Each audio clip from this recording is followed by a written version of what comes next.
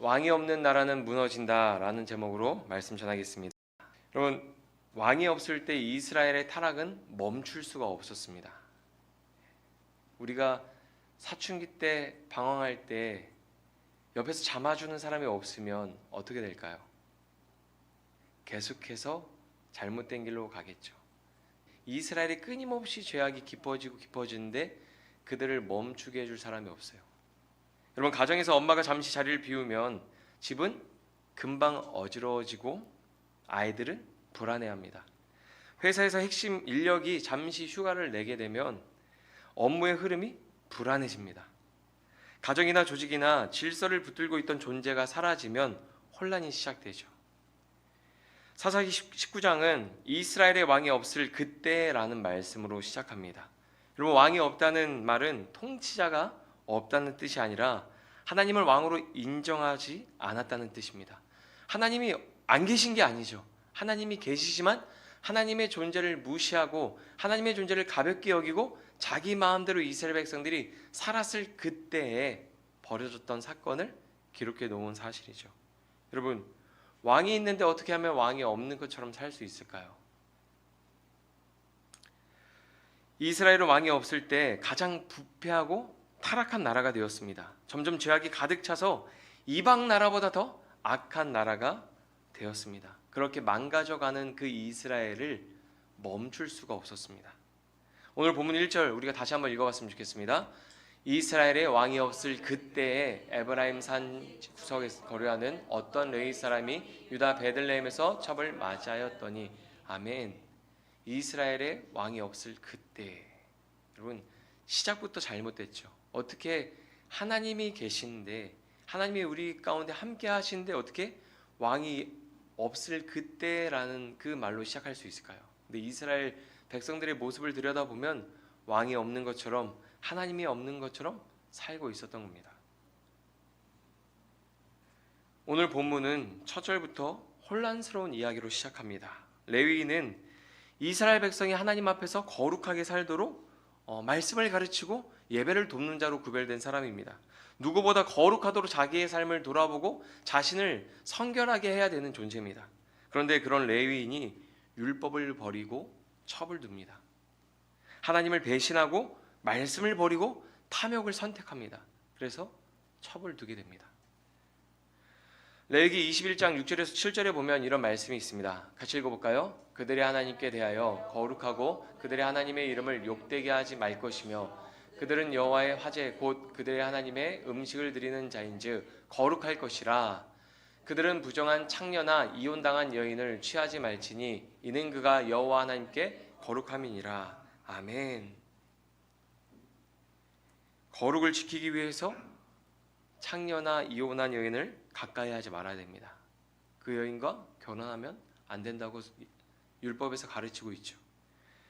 정상적인 유대인들이 이 글을 읽는다면, 이스라엘 백성들이 이 글을 읽는다면 레인의 행동으로 충격을 받았을 겁니다. 아, 어떻게 레인이 첩을 두지? 충격을 받았을 거예요.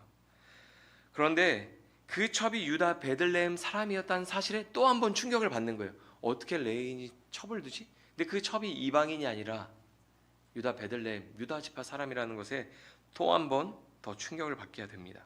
가나안 땅이나 주변 나라는 일부 다처제를 허용했습니다. 그래서 일부 다처제는 그냥 일반적인 그냥 문화였어요. 그런데 이스라엘은 그런 이방 문화를 따라가고 있는 것을 보여줍니다. 사사기 19장 2절에 보면 이렇게 기록하고 있습니다. 같이 읽겠습니다. 그 첩이 행음하고 남편을 떠나 유다 베들레헴 그의 아버지의 집에 돌아가서 거기서 넉 달 동안을 지내매. 아멘. 여기서 행음하고, 행음에 사용된 히브리어는 자나입니다. 자나. 간음, 배교를 뜻하는 단어인데 레위기 21장에서는 이 단어가 창녀라는 단어로 사용되었습니다.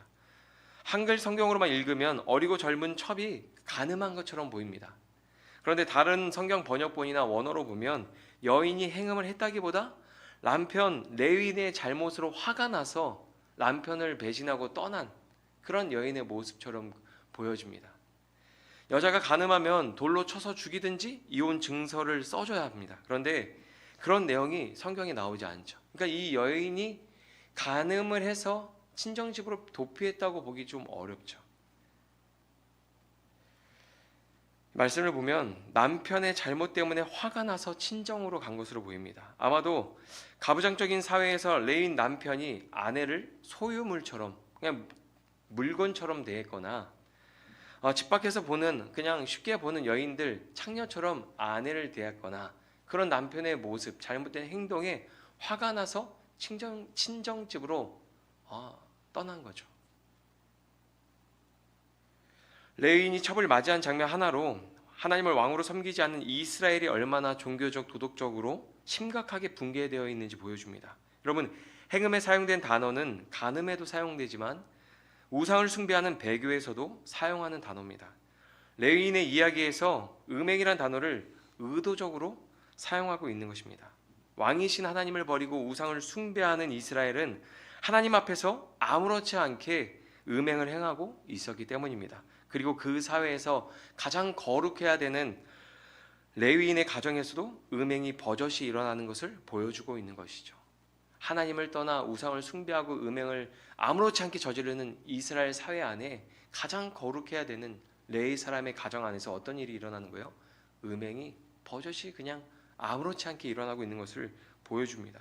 하나님과 관계가 깨지고 붕괴되면 인간관계도 깨지고 붕괴됩니다. 종교적, 도덕적 타락을 멈출 수가 없고 사회가 붕괴되고 혼란스러운 거죠.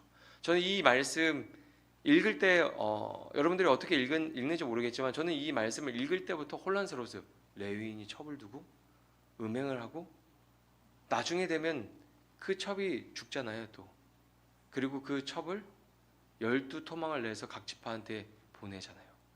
굉장히 혼란스러운 일들이 반복되고 그 혼란이 어느 정도 혼란이 이렇게 일어났을 때 시간이 지나면 좀 잠잠해져야 되는데 점점 더 복잡해져요.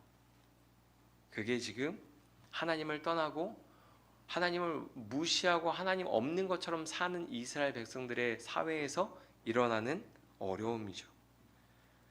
엄마가 집을 비우면 집이 어지럽혀지고 더러워지는 것처럼 왕이 없는 나라는 혼란 속에서 무너지는 걸 멈출 수 없었습니다. 넉 달이 지난 후에 레인이 아내를 데리러 베들레헴에 방문합니다. 이때 레인이 다정하게 말하고 첩을 데려오기 위해 노력합니다. 오늘 본문 3절 같이 읽어보겠습니다. 그의 남편이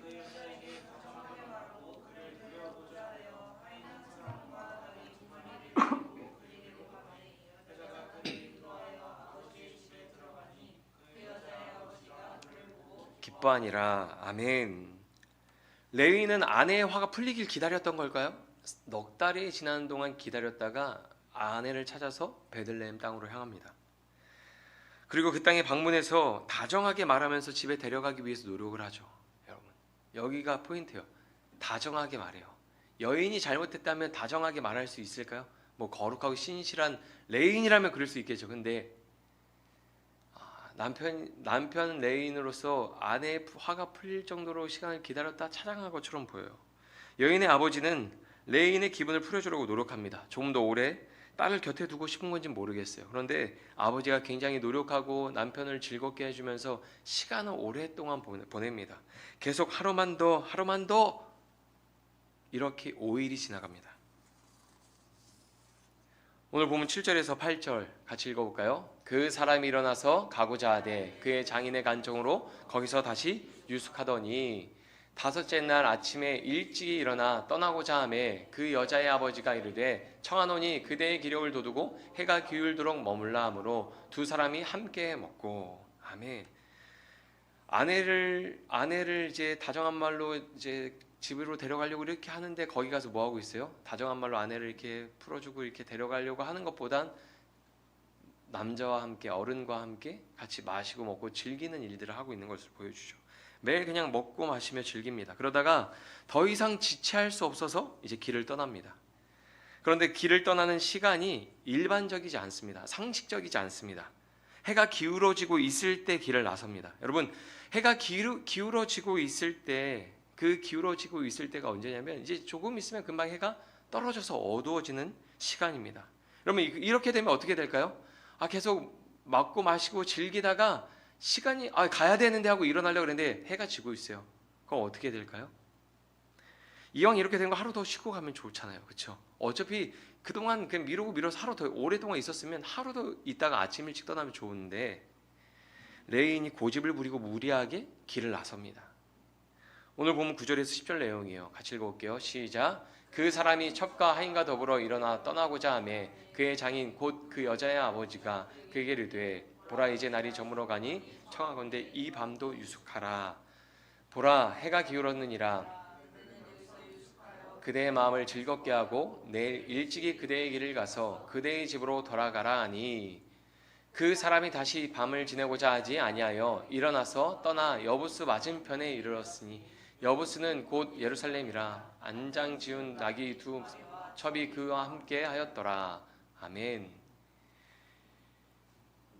해가 지고 있는 시간이었기 때문에 종이 여부스 성읍에서 하룻밤 쉬고 가자고 말합니다. 그런데 레이는 이방인 마을에 머물 수 없다고 다시 고집을 부리고 거절하죠. 계속 레인이 다른 사람의 말을 거절하면서 자기 고집을 피우고 가요.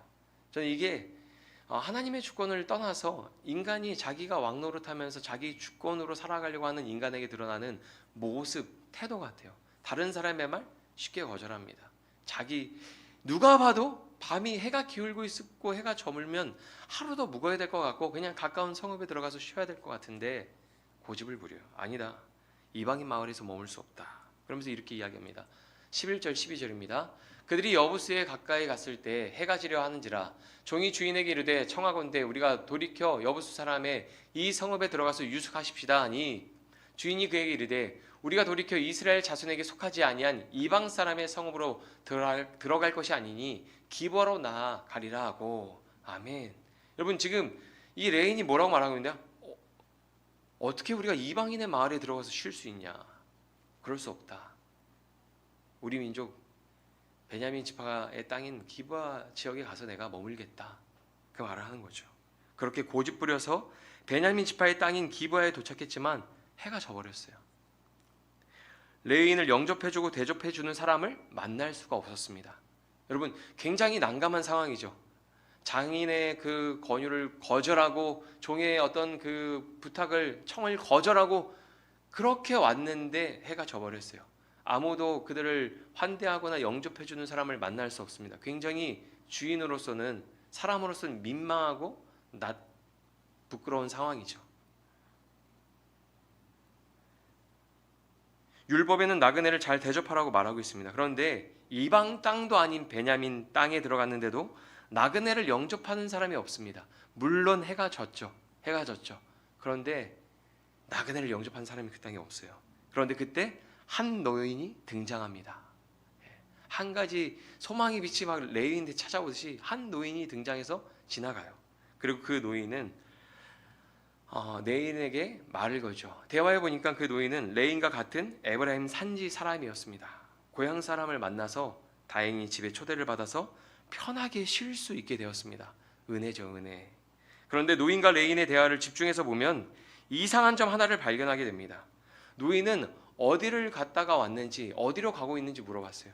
무슨 이유로 어디에 갔다가 또 어디를 향해 가고 있는지 궁금해서 물어본 겁니다.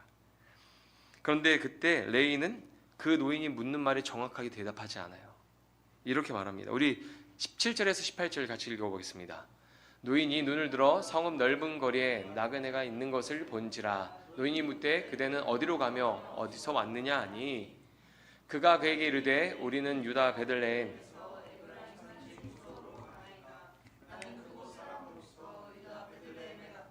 이제 여호와의 집으로 가는 중인데 나를 자기 집으로 영접하는 사람이 없나이다. 아멘.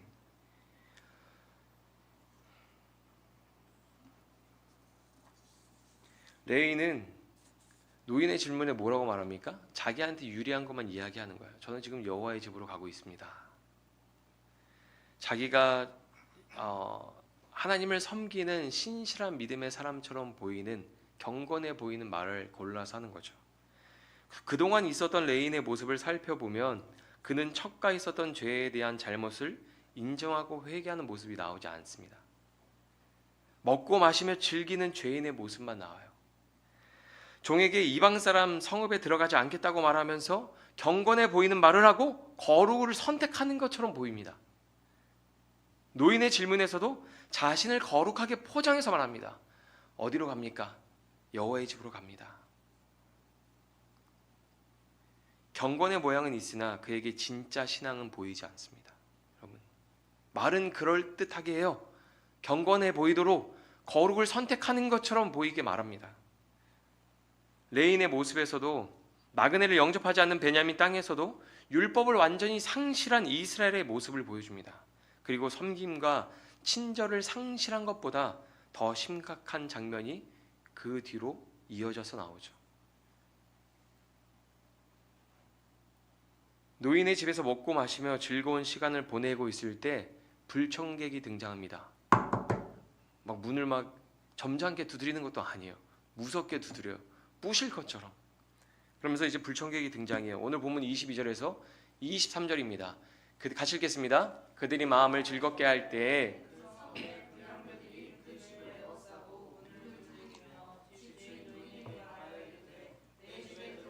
끌어내라 우리가 그와 관계하리라 하니 집주인 그 사람이 그들에게로 나와서 이르되 아니라 내 형제들아 청하노니 이 같은 악행을 저지르지 말라. 이 사람이 내 집에 들어왔으니 이런 망령된 일을 행하지 말라.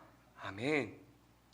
여러분, 이 말씀을 읽으면 떠오른 장면이 하나 있지 않으세요? 우리가 얼마 전에 작년에 아브라함의 이야기 쭉 보면서 다뤘던 이야기 중에 비슷한 장면이 나오잖아요.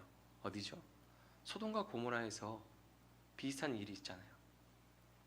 하나님이 진노하셨던 소돔과 고모라의 모습이 베냐민 지파 땅에서 일어나고 있는 거예요. 왕이 없을 때 이스라엘은 이방 나라보다 더 악한 나라가 되었습니다. 여러분, 이 지금 사사기가 보여주고 있는 게 왕이 없을 때 이스라엘 백성, 그 백성들이 얼마나 악해질 수 있는지 보여주고 있는 거예요. 사람들이 남자를 내놓으라고 소리칩니다. 막 문 부시듯이 두드리면서 남자를 내놓으라고 소리쳐요. 레위는 위기가 찾아오니까 그 사람들에게 첩을 대신 내어줍니다. 그리고 첩은 남편을 대신해서 몹쓸 짓을 당하고 돌아와요. 25절, 26절에 보면 이렇게 기록하고 있습니다. 무리가 듣지 아니하므로 그 사람이 자기 첩을 붙잡아 그들에게 밖으로 끌어내매. 남편이 첩을 붙잡아서 밖으로 끌어내서 내줬어요. 그들이 그 여자와 관계하였고 밤새도록 그 여자를 능욕하다가 새벽 미명에 놓은지라. 동틀 때의 여인이 자기 주인이 있는 그 사람의 집 문에 이르러 엎드려져 발기까지 거기 엎드려져 있더라.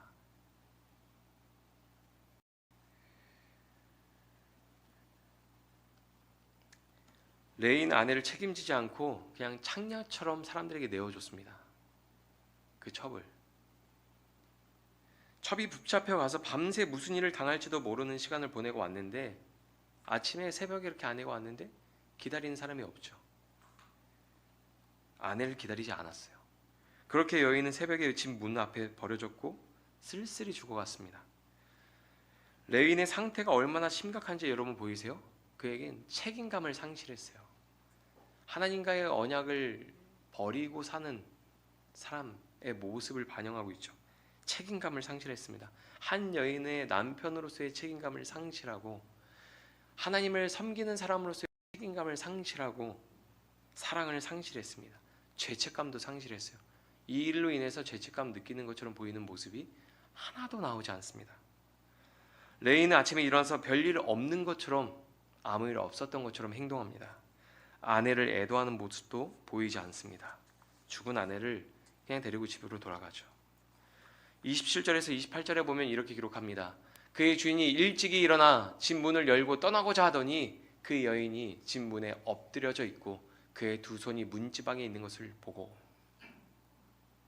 여러분, 그 여인이 새벽에 그 문 앞에 버려졌을 때 어떻게 하고 있는 거예요?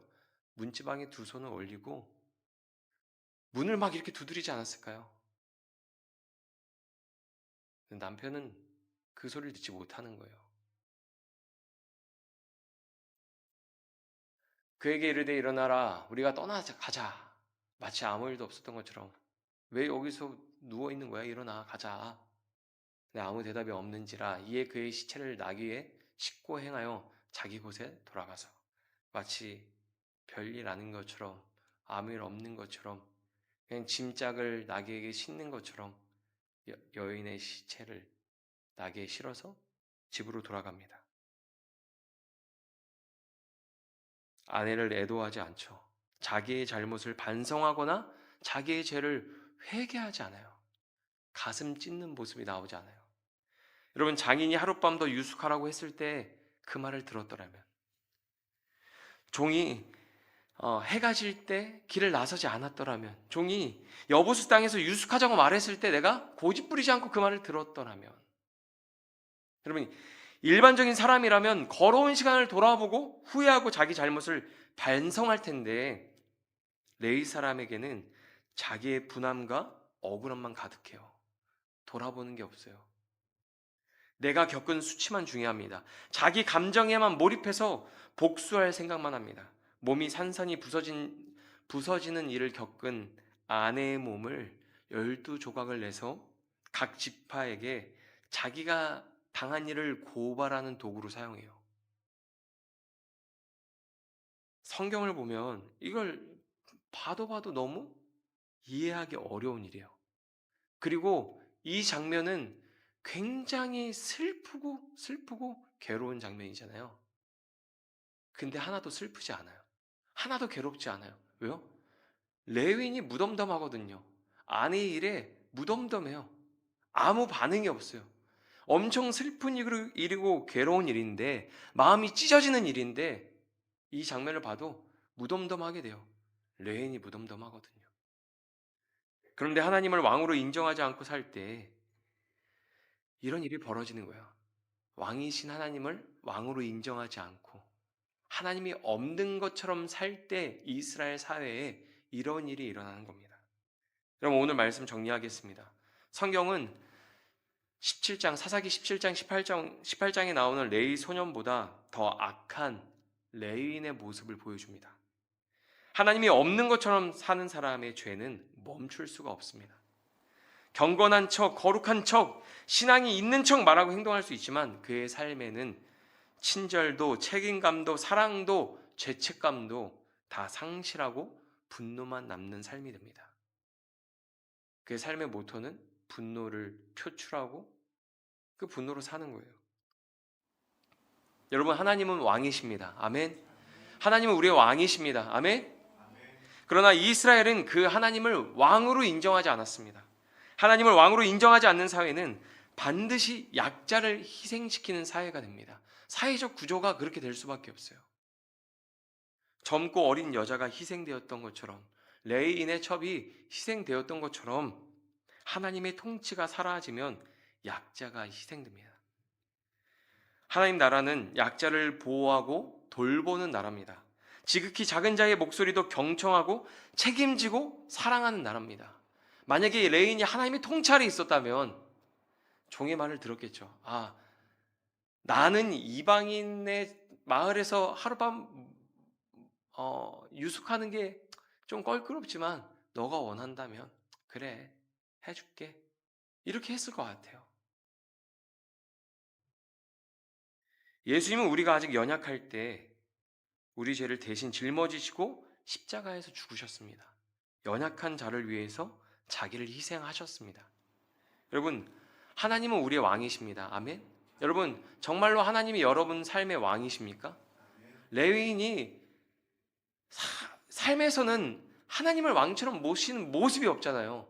술 마시고 먹고 마시는 거 즐기면서 방탕하게 살면서 말로는 경건한 척, 거룩을 선택하는 척하며 살잖아요.